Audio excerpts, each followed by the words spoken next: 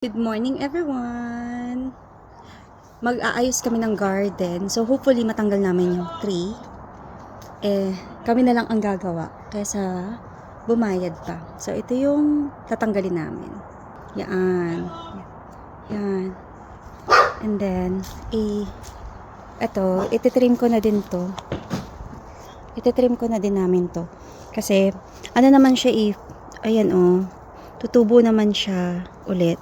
So, tatanggalin ko lang yung mga dried na para maganda yung tubo niya pag dating ng summer. So, ito yung puputulin namin.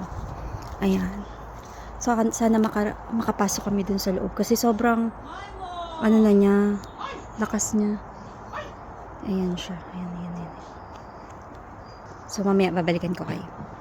Tapos na, pero hindi namin lahat natanggal. So, ito lang yung grabe, nakakapagod pala. Hindi namin kayang tanggalin lahat.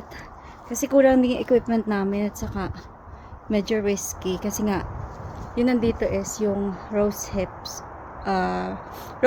plant. So, para siyang rose. Ang dami niyang mga spikes, thorns like that.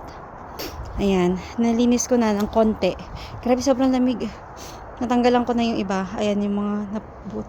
And that one, also, nakat yung area na yan. Saka yung iba, hindi talaga kaya, guys. Ayan, yung ibang naputol, tapos yung iba, nasa, basurahan na. Okay. Sa susunod ulit.